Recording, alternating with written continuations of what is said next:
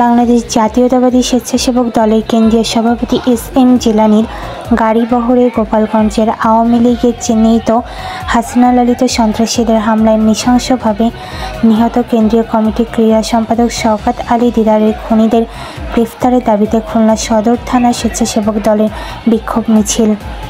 খুলনা সদর থানায় স্বেচ্ছাসেবক দলের উদ্যোগে বাংলাদেশ জাতীয়তাবাদী স্বেচ্ছাসেবক দলের কেন্দ্রীয় সভাপতি এস.এম. জিলানীর গাড়িবহরে গোপালগঞ্জের আওয়ামী লীগের চিহ্নিত হাসিনা লালিত সন্ত্রাসীদের হামলায় নৃশংসভাবে নিহত কেন্দ্রীয় কমিটির ক্রীড়া সম্পাদক শওকত আলী দিদারের খুনিদের গ্রেফতারের দাবিতে সদর থানায় স্বেচ্ছাসেবক দলের সিনিয়র যুগ্ম আহ্বায়ক মঞ্জুর শাহীন রুবেলের সভাপতিত্বে শনিবার বিকাল 4:30টায় খুলনা সদর থানা স্বেচ্ছাসেবক দলের বিক্ষোভ মিছিল করা হয়।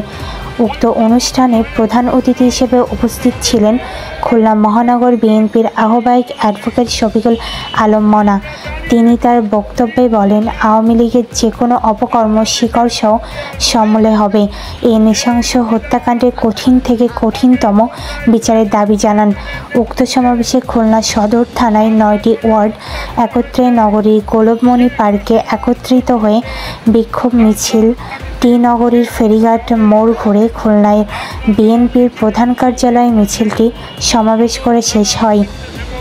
বিক্ষোভ মিছিলটিতে বলেন, এ সময় বিভিন্ন ওয়ার্ড আহ্বায়ক ও সদস্য সচিব অন্যান্য সদস্যগণ উপস্থিত থাকেন।